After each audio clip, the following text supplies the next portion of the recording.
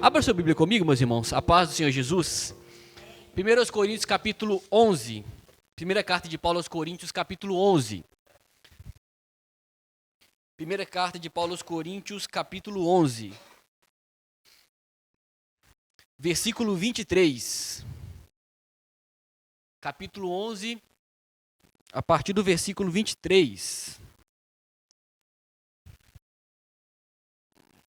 Amém? Diz assim a Bíblia.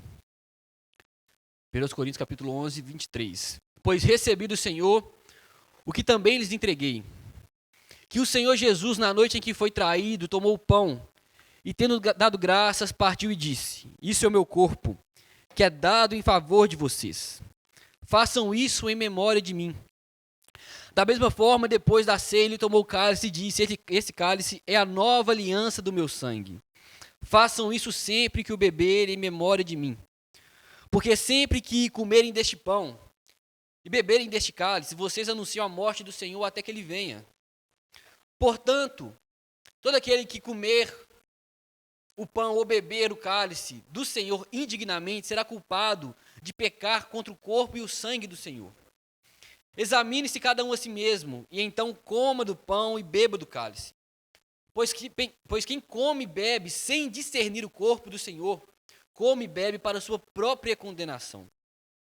Por isso há entre vocês muitos fracos e doentes, e vários já dormiram.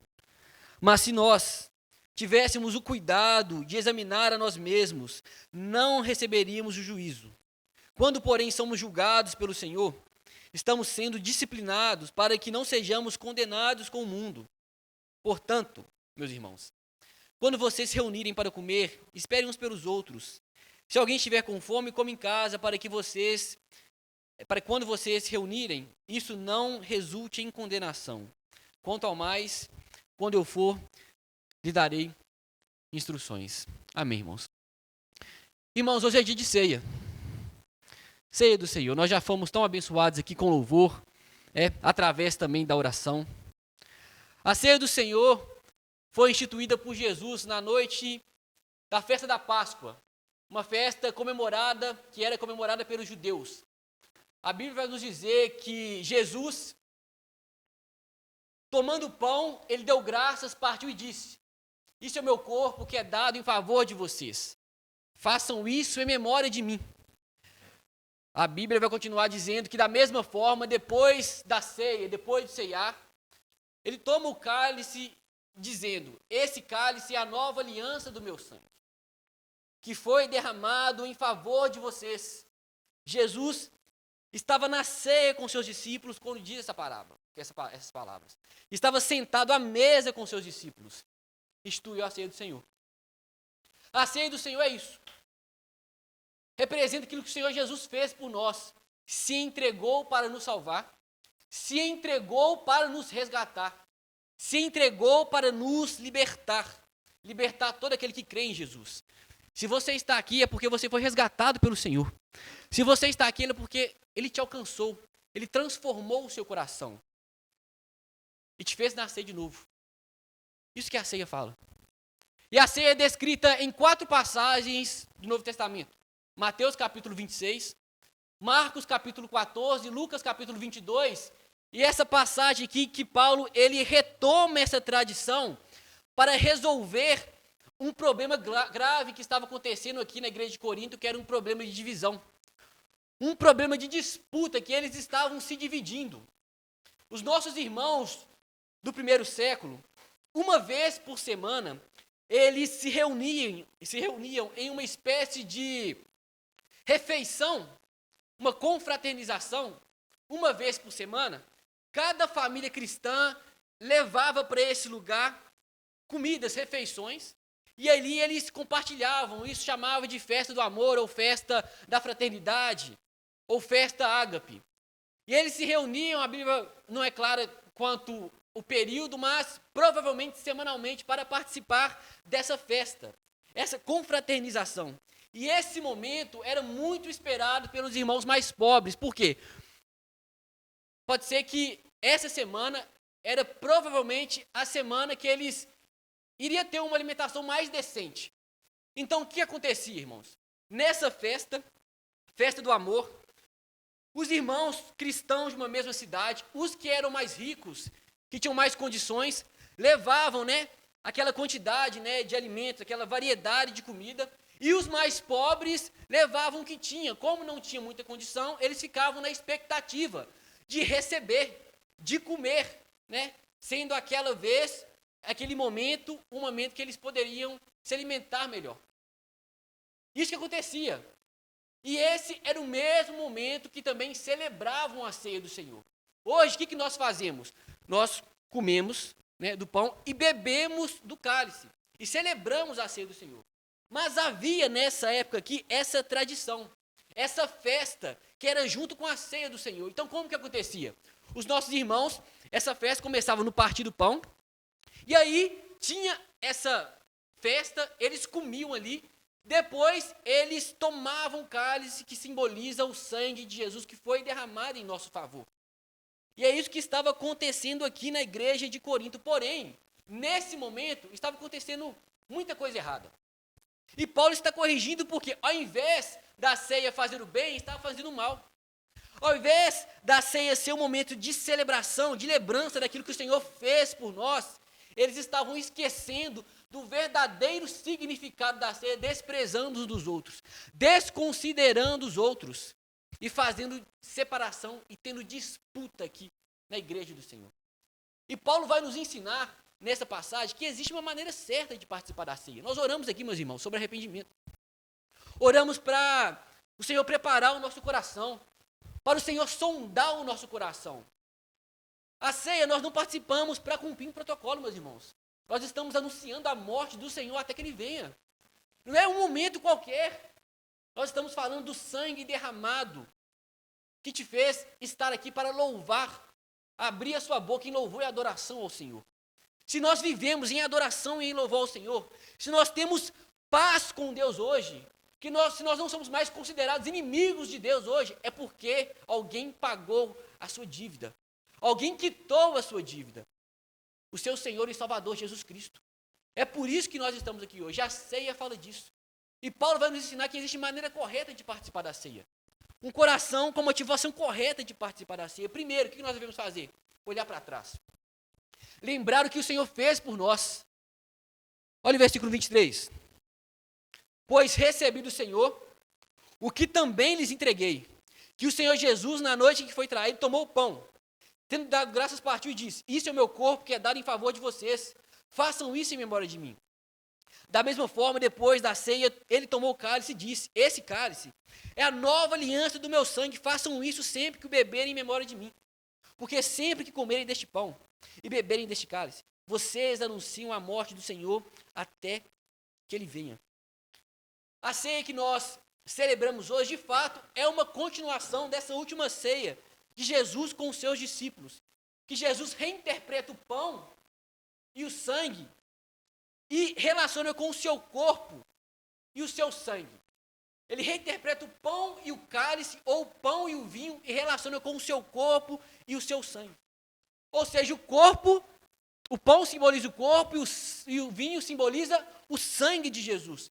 E é impressionante, lendo esse texto, como que Jesus, ele deseja que a gente lembre, né, que os seus seguidores se lembrem da morte dele. Hoje, muitas vezes, quando um ente querido morre, muitas vezes, dependendo de como é a morte dessa pessoa, nós queremos esquecer, não é verdade? Às vezes foi um acidente grave. Às vezes nós vemos a pessoa ali, né, agonizando, né, sentindo muita dor ali. Às vezes, dependendo da morte, às vezes a pessoa no leito do hospital sofrendo ali com uma doença terminal, muitas vezes nós queremos esquecer daquilo, mas aqui parece que Jesus está nos querendo fazer lembrar. Porque o texto diz: Isso é o meu corpo que é dado em favor de vocês. Por quê? Jesus está querendo nos fazer lembrar de como ele morreu. Por quê? Jesus, ele se ofereceu, ele se entregou como sacrifício e como oferta a Deus em nosso lugar, meus irmãos. Nós que deveríamos ser crucificados por causa dos nossos pecados. Nós que deveríamos ser crucificados por causa dos nossos erros, por causa das nossas transgressões. E é isso que a ceia representa. Isso é o meu corpo que é dado em favor de vocês. Cristo morreu por causa dos nossos pecados. Será que nós temos consciência disso? Será que nós levantamos a mão para orar? Será que nós levantamos a mão para agradecer a Deus pela misericórdia dele em nossas vidas, lembrando que nós só fazemos isso porque alguém pagou a nossa dívida? Será que nós hoje dobramos os nossos joelhos? Será que nós agradecemos pelo dia de hoje, lembrando que nós só podemos fazer isso porque alguém pagou a nossa dívida? É isso que a ceia representa. Lá em Isaías capítulo 53, no versículo 4, o profeta diz: certamente, ele tomou sobre si as nossas enfermidades e sobre si levou as nossas doenças. Contudo, nós o consideramos castigado por Deus, por ele atingido e afligido, mas ele foi transpassado por causa das nossas transgressões. Ele foi esmagado por causa das nossas iniquidades, e o castigo que nos trouxe a paz estava sobre ele. Pelas suas feridas nós fomos curados. Nós fomos curados, mas alguém teve que ser ferido. Quem foi? O Senhor Jesus.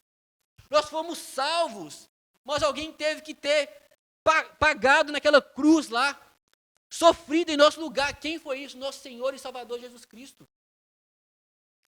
1 Pedro capítulo 2, no versículo 24, o apóstolo diz: ele mesmo levou em seu corpo os nossos pecados sobre o madeiro, a fim de que morrêssemos para os pecados e vivêssemos para a justiça. Por suas feridas vocês foram curados. Aquele que não conheceu o pecado, Deus o fez pecado por nós, para que nele fôssemos feitos justiça de Deus. Aquele que não conheceu o pecado. Quando nós cremos em Jesus, o mérito de Jesus ter cumprido toda a lei é imputado em nós, meus irmãos. Nós fomos salvos não pelos nossos méritos, mas pelos méritos de quem? De Jesus Cristo. Nós recebemos a vida eterna como herança. Nós não fizemos nada para receber, mas alguém fez por nós. Alguém pagou por nós. E nós estamos celebrando isso hoje. Voluntariamente, Jesus se entregou para nos salvar, demonstrando o seu amor. Então, no momento da ceia, o que nós fazemos? Primeiro, olhamos para trás. Lembramos daquilo que ele fez por nós. Entregou o seu corpo em nosso lugar ou em nosso favor. Olhamos para trás. Segundo, o que nós fazemos? Olhamos para frente. Olha aí o versículo 26. Porque sempre que comerem deste pão e beberem deste cálice, vocês anunciam a morte do Senhor até que ele venha. Olha que interessante. A ceia do Senhor não somente fala da morte de Jesus, mas também fala da sua ressurreição e também fala da sua vida. Olha o versículo 26. Anunciam a morte do Senhor até que ele venha. A volta de Jesus é a esperança da igreja. E a volta de Jesus é a esperança de cada cristão que está aqui. A nossa esperança, diz Paulo, em Cristo, não se limita apenas nessa vida. Se limita, meus irmãos. Você vive aqui nessa terra e sua motivação toda está só nas coisas que esse mundo pode te dar. Se fôssemos mais infelizes dessa terra, que as coisas dessa terra passam. As coisas que nós estamos vendo aqui, que até Fernando orou, tudo vai passar. Mas a palavra do Senhor ele permanece para sempre, meus irmãos. Aquilo que é eterno permanece para sempre. E quando nós participamos da ceia do Senhor, nós anunciamos a morte dele até que ele venha. Nós esperamos novos céus e nova terra. Nós esperamos Jesus voltar dos ares e nos buscar. Eu já disse isso aqui, Paulo descrevendo a volta de Jesus, parece cena de filme, mas é a Bíblia que diz. A Bíblia vai dizer que, dada a ordem com a voz do arcanjo e o ressoar da trombeta de Deus, o próprio Senhor Jesus descerá dos céus. E os que estiverem vivos ressuscitarão, meus irmãos. E os que estiverem mortos ressuscitarão. E os vivos serão transformados. Irmãos, nós veremos o Senhor face a face. Nós esperamos, essa é a nossa esperança. Então a ceia fala da volta do Senhor Jesus, que ele voltará para nos buscar. Por isso que o momento da ceia é um momento de arrependimento, de reflexão, mas também é um momento para nós de alegria e de celebração. Por quê? Nós sabemos que nós estamos aqui de passagem. Nós sabemos que nós estamos aqui, como eles gostam de falar, né, peregrinos. Nós sabemos que nós estamos aqui, mas as coisas aqui, elas são transitórias, meus irmãos. Estamos de passagem aqui. Nós iremos viver eternamente com o Senhor. Nós esperamos quando o Senhor Jesus olhará para nós e falará: venham benditos do meu Pai, receber como herança a terra que havia sido prometida para vocês desde a criação do mundo. Venham benditos do meu Pai. Nós esperamos isso. Nós vivemos aqui, nós trabalhamos, nós estudamos, esperando o Senhor Jesus retornar e falar isso com cada filho dele. Com cada filho dele. Olhamos para trás, olhamos para frente, e não só isso, olhamos também para dentro. A morte de Cristo, meus irmãos, criou uma nova comunidade de pessoas que levam o seu nome. Isso é muito sério. A salvação que Cristo opera por meio da sua morte visa nos tornar um. A salvação que Cristo opera por meio da sua morte visa nos tornar membro de um mesmo corpo. Mas aqui na igreja de Corinto, o que está acontecendo? Divisão.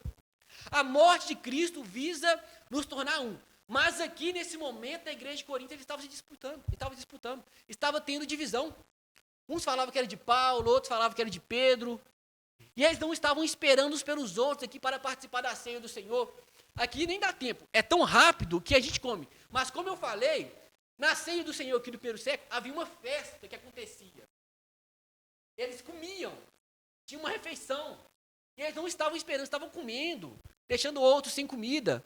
E Paulo, olha, a atitude que vocês estão tendo, como se Paulo estivesse dizendo, a atitude que vocês estão tendo não está de acordo com a fé que vocês estão professando. Porque a morte de Jesus que vocês estão celebrando visa os tornar um. E vocês estão se dividindo. E vocês estão se separando. Olha o que eles estavam fazendo aí, versículo 21. Porque cada um, versículo 21. Porque cada um come com sua própria, cada um come a sua própria ceia sem esperar pelos outros. Assim, enquanto um fica com fome, outro se embriaga. Será que vocês não têm onde comer e beber? Ou desprezam a igreja de Deus e humilham os que nada têm? Irmãos, olha o que está acontecendo. Momento da ceia. Celebração. De anunciar a morte do Senhor até que Ele venha. Que fala da unidade do corpo de Cristo. Eles estavam se dividindo. E aí olha o verso 27. Portanto, todo aquele que come o pão, ou que comer do pão, e beber do cálice do Senhor indignamente, será culpado de pecar contra o corpo e o sangue do Senhor. Indignamente. A gente não pode participar desse momento de qualquer jeito. Existe uma maneira certa de participar. E existe uma maneira indigna de participar da ceia. E à luz do contexto que nós lemos aí, que nós acabamos de ler a partir do versículo 1, versículo 21, a maneira indigna de participar, ou de se aproximar da ceia, é com o coração dividido. É com o coração amargurado. É com o coração com rivalidade. É com o coração cheio de confusão, brigando uns com os outros. Perceba que o texto que nós lemos, eles não estavam esperando uns pelos outros. Eles estavam desprezando uns outros. E Paulo fala, portanto, todo aquele que comer do pão e beber do cálice do Senhor indignamente será culpado de pecar contra o corpo e o sangue do Senhor. Ou seja, se aproximar da ceia com o coração todo rancoroso. Se aproximar desse momento que fala da unidade do corpo de Cristo, com rivalidade. Se aproximar desse momento com disputa. Olha a consequência disso, versículo 27. Será culpado de culpar contra o corpo, será culpado de pecar contra o corpo e o sangue do Senhor. Ou seja, se alguém participar da ceia com essa postura, com essa motivação, receberá culpa pela morte de Jesus. Ou será considerado culpado pela morte de Jesus. Será que isso é sério, meus irmãos? Será considerado culpado como Judas que entregou Jesus? Será considerado culpado como aqueles soldados que pregaram Jesus na cruz? Como Pôncio Pilatos que lavou as mãos de Jesus, que lavou as mãos para a morte do Senhor Jesus?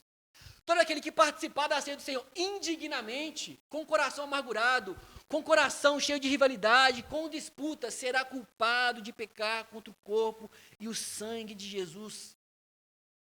Será considerado culpado, tendo a mesma culpa daqueles que penduraram Jesus na cruz. Irmãos, culpados aí, o texto está dizendo, de pecar contra o corpo e o sangue do Senhor Jesus. O sangue do Senhor Jesus. Por isso, Paulo querendo evitar isso para aquela igreja, ele diz, versículo 28, examine o homem a si mesmo. Ou seja, vai participar desse momento? O que a ceia significa? Como que nós entendemos ou o que nós entendemos sobre a ceia? Será que nós entendemos que a ceia fala da morte do Senhor Jesus até que Ele venha? Será que nós entendemos que o cálice, de fato, representa o sangue de Jesus que foi derramado em nosso favor? Era para nosso sangue ter sido derramado, mas o sangue de Jesus foi derramado em nosso favor. Será que nós lembramos disso no momento da ceia? Será que nós estamos avaliando, o nosso comportamento? Como está o nosso comportamento em relação aos outros diante da mesa do Senhor? Diante dessa comunidade aqui? Será que o nosso comportamento desmente o evangelho que nós afirmamos abraçar? Como eu disse, aqui nesse contexto estava desmentindo. Eles estavam cheios de divisão. E o nosso coração? Como está o nosso coração a participar desse momento? Porque todas essas emoções, essas rivalidades, esse coração rancoroso, esse orgulho, não condiz com o momento da ceia, porque Jesus morreu exatamente por causa desses pecados, por causa do orgulho, por causa da nossa vaidade, por causa do nosso rancor, da nossa ira pecaminosa. Como está o nosso coração diante do corpo de Cristo, meus irmãos, que você faz parte? Como está a nossa motivação, a nossa relação com os outros? Examine-se o homem a si mesmo, e então coma do pão e beba do cálice. Perceba que fica implícito aqui que os crentes devem participar desse momento. Ao examinar e perceber um coração amargurado, ao examinar e perceber um coração rancoroso, não é para não comer. Não é assim, olha, eu examinei, meu coração está dessa forma, eu não vou comer. Não. E então coma e beba do cálice. Por quê, meus irmãos? Examine-se o homem a si mesmo. Peça perdão ao Senhor, que Ele está aberto a nos perdoar. Peça perdão ao Senhor, que Ele está aberto a nos dar a segunda, terceira, quarta chance. Pedimos perdão de coração. Peça perdão ao Senhor, que Ele está aberto a nos perdoar. Examine-se o homem a si mesmo, e então coma do pão e beba do cálice. É para analisar. É para fazer essa autoanálise. Mas é participar da ceia. É para participar desse momento. É o que nós iremos fazer hoje. Olhar para trás e lembrar daquilo que o Senhor Jesus fez por nós. Nós só estamos aqui, só iremos iniciar a nossa semana louvando, adorando ao Senhor. Nós só iremos iniciar a nossa semana com esperança do que o Senhor pode fazer tudo novo em nossa vida. Nós só iremos iniciar a nossa semana com esperança que Ele vai abrir uma porta, que Ele vai nos direcionar, que Ele vai iluminar os nossos caminhos. Nós só iremos iniciar a nossa semana com esperança que Ele estará conosco, nos consolando, nos protegendo, sendo o nosso pastor, porque alguém teve que ser abandonado momentaneamente naquela cruz em nosso lugar.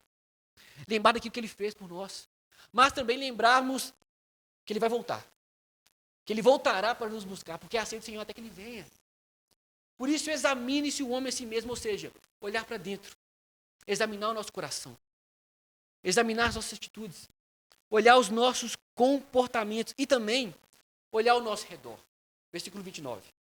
Pois quem come e bebe sem discernir o corpo do Senhor, come e bebe para a sua própria condenação. Discernir o corpo aqui é discernir a unidade do corpo de Cristo. Um dos problemas dessa igreja, como eu disse aqui, era a divisão. Eles não estavam discernindo o corpo, mas eles estavam dividindo o corpo de Cristo. Nós já estudamos aqui essa carta. Discernir o corpo de Cristo aqui é tomar e entender o significado derramar daquele sangue em nosso favor. A ceia do Senhor é esse momento em família, meus irmãos. A ceia do Senhor é esse momento de comunhão. E o Senhor da família deseja que seus filhos amem uns aos outros. E o Senhor da família deseja que seus filhos cuidem uns dos outros. E o Senhor da família, nessa noite, está estendendo uma mesa aqui com uma refeição, para lembrarmos do Senhor juntos até que Ele venha. Tendo o coração curado por Ele. Tendo o coração transformado por Ele. E se alguém nessa noite estiver com o coração amargurado, rancoroso, não é para ir embora dessa forma e não participar da ceia. Mas é para pedir, Senhor, o perdão. Que Ele é capaz de curar. Ele é capaz de libertar. Ele é capaz de transformar, meus irmãos. Ele está aqui, meus irmãos. Às vezes você chegou aqui e saiu brigado de casa. Com a esposa, com o filho. Chegou com o coração todo rancoroso. Todo amargurado, todo ferido. Mas onde Jesus está, Ele transforma. Onde Jesus está, Ele restaura. E essa é a noite para isso. Para pedirmos perdão ao Senhor e voltar para casa, não como chegou, mas sendo transformados por Ele. pelo poder do Espírito Santo de Deus. Amém, meus irmãos? Será que nós podemos participar desse momento? Lembrando da morte do Senhor até que Ele venha. Fazendo essa autoanálise. Pedindo para que Ele possa sondar o nosso coração e sermos transformados e conformados à imagem dEle dia após dia. Amém? Você pode ficar de pé no seu lugar?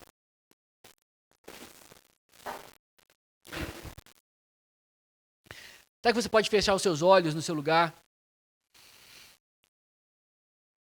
Pedir ao Senhor para sondar o seu coração nessa noite.